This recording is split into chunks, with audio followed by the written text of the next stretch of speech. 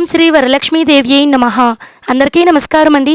ఈరోజు వీడియోలో మనము వరలక్ష్మి వ్రతం పూజలో కలశం ఆనవాయితీ ఉన్నవాళ్ళు లేదా మొదటిసారి కలశం పెట్టుకునే వాళ్ళు సాంప్రదాయబద్ధంగా ఏ విధంగా కలశంని పెట్టుకోవాలి దాని గురించి క్లియర్గా నేను ఈరోజు వీడియో అనేది తెలియజేస్తున్నానండి. వీడియోని మాత్రం స్కిప్ చేయకుండా చూడండి.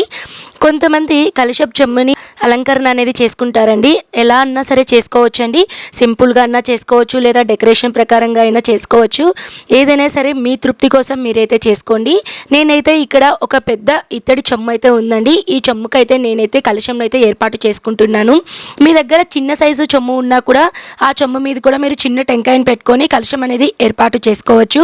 ముందుగా అయితే మనం పెట్టుకునేటువంటి ఈ కలశపు చెమ్మునైతే మనము శుభ్రంగా మనం కడుక్కొని దాని మీద పసుపు కుంకుమలు అనేటివి పెట్టుకోవాలండి. తర్వాత ఇక్కడ పెట్టుకునేటువంటి కలశపు చెమ్ముకి తప్పకుండా ఒక 5 పోగుల దారం కానీ లేదా 9 పోగుల దారం అనేది తీసుకొని పసుపు అనేది చక్కగా పూసుకొని దానికి మనము పసుపు కొమ్మునైతే కట్టుకోవాలండి. లేదు అంటే తమలపాకు ఉంటుంది కదండి, తమలపాకును మనము చిన్నగా ఫోల్డింగ్ అనేది చేసుకొని మనం ఈ దారం అయితే కట్టుకోవాలండి. తర్వాత దీన్ని మనం కంకణం అనే పేరుతో పిలుస్తాము. ఈ కంకణాన్ని మనము ఈ కలశపు చెమ్ముకైతే మనం కట్టుకోవాలి. తర్వాత ఈ కలశపు చెమ్ములో 3/4 భాగం వరకు మంచి నీటిని అయితే పొయ్యాలండి. ఆ నీటిలో కొద్దిగా మనకి గంగాజలం ఉంటుంది కదా, ఆ నీళ్ళని అయితే మనం కలుపుకోవాలి. అందులో కొద్దిగా మీరు పన్నీరుని కూడా అయితే మీరు పన్నీర్ వాటర్ని అయితే కూడా మీరు వేసుకోవచ్చు. తర్వాత ఈ కలశంలో మనము మంగళకరమైన వస్తువులు అన్నీ వేసుకోవాలండి. పసుపు, కుంకుమ, గంధం, పచ్చకర్పూరం, అలానే లక్ష్మీ గవ్వలు, గోమతి చక్రం, ₹1 కాయిన్, కొంతమంది వెండి పూలు కూడా ఉంటాయండి, వెండి పూలు కూడా వేస్తారండి. కొంతమంది జవ్వాది, అత్తరు, వట్టివేరు, తామర గింజలు, ఇలా అన్ని మంగళకరమైన వస్తువులను మనము ఈ కలశపు చెమ్ములు అయితే వేసుకోవాలండి. తప్పకుండా పుష్పాలు అనేటివి కూడా మనం వేసుకోవాలి. ఇలా అన్నీ వేసుకున్న తర్వాత మనము కలశపు చెమ్ములో కొంతమంది ఏం చేస్తూ ఉంటారంటే పీచు ఉన్నటువంటి టెంకాయను కూడా పెడుతూ ఉంటారండి. కొంతమంది పీచు లేనటువంటి టెంకాయను కూడా పెడుతూ ఉంటారు. ఎలా అన్నా సరే పెట్టుకోవచ్చండి. నేనైతే ఇక్కడ పీచు లేనటువంటి టెంకాయనైతే తీసుకున్నాను. ఈ టెంకాయకి చాలా వరకు మొత్తం కూడా పసుపుతో అయితే బాగా రుద్దుకొని దాని మీద అయితే మనం కుంకుమ బొట్లు అనేవి పెట్టుకుంటామండి. అలా కూడా చేసుకోవచ్చు. అయితే మీరు పూర్తిగా పసుపు రుద్దుకునేటప్పుడు నేనైతే ఒక చిన్న సజెషన్ అయితే ఇస్తానండి. ఇలా మీరు పూర్తిగా పసుపు అనేది రుద్దుకున్న తర్వాత వెంటనే మీరు ఆ టెంకాయని ఏదైనా సరే మీరు పూజలలో కానివ్వండి లేదా ఇంట్లో ఏదైనా నైవేద్యం చేసుకునే దానికి వెంటనే మీరు ఉపయోగించుకోండి. ఎందుకంటే మనం పసుపుని పూజ అంతా అయిన తర్వాత టెంకాయని అలానే పెట్టేస్తే ఆ పసుపు అనేది మనం ఎలాగో వాటర్ కలిపి మనం పూసుంటాం కాబట్టి తొందరగా ఆ టెంకాయ అనేది కుళ్ళిపోతుందండి, చెడిపోతుంది. అందుకని పూజ అయిన తర్వాత రోజున మీరు ఏదైనా తీపి నైవేద్యంగా ఆ కొబ్బరిని అయితే మీరు ఉపయోగిస్తే సరిపోతుంది. కలశంలో మీరు టెంకాయ పెట్టుకునేటప్పుడు కొంతమంది మామిడాకులు పెట్టుకుంటూ ఉంటారు, మరి కొంతమంది తమలపాకులు పెట్టుకుంటూ ఉంటారండి. ఏవైనా సరే పెట్టుకోవచ్చండి. బేసి సంఖ్యలో ఉండేలాగా మీరు 5 తమలపాకులు కానివ్వండి, 5 మామిడాకులు లేదా 7, 9 ఇలా మీరు ఈ సంఖ్యలో ఉండేలాగా అయితే మీరు తమలపాకు కానీ మామిడాకులు కానీ తీసుకోండి. తర్వాత కలశం మీద మనము బ్లౌజ్ పీస్ అనేది వేస్తామండి. బ్లౌజ్ పీస్ అనేది రెడ్ కలర్ కానీ లేదా పచ్చ కలరు, ఎల్లో కలర్, ఎక్కువగా అయితే అమ్మవారికి ఎరుపు కలరే వేస్తారు కాబట్టి మీరు ఎరుపు కలర్ బ్లౌజ్ని అయితే ప్రియారిటీ అనేది ఇవ్వండి. లేదు మీ దగ్గర ఏది ఉంటే దాంతో మీరు కలశం అనేది ఏర్పాటు చేసుకోండి. నేనైతే ఇక్కడ ఎరుపు రంగును అయితే తీసుకొని దాన్ని అయితే నేను చిన్నగా ఫోల్డింగ్ వీడియోలో చూపిస్తున్న విధంగా నేను ఫోల్డింగ్స్ అనేటివి చేసుకొని తర్వాత ఈ బ్లౌజ్ని అయితే నేను టెంకాయ అనేది మనం కలశపు చెమ్ము మీద పెట్టుకుంటాం కదండి, సో దాని మీద అయితే మనం పెట్టుకోవాలి. తర్వాత పసుపు కుంకుమ అనేది పెట్టుకోవాలి.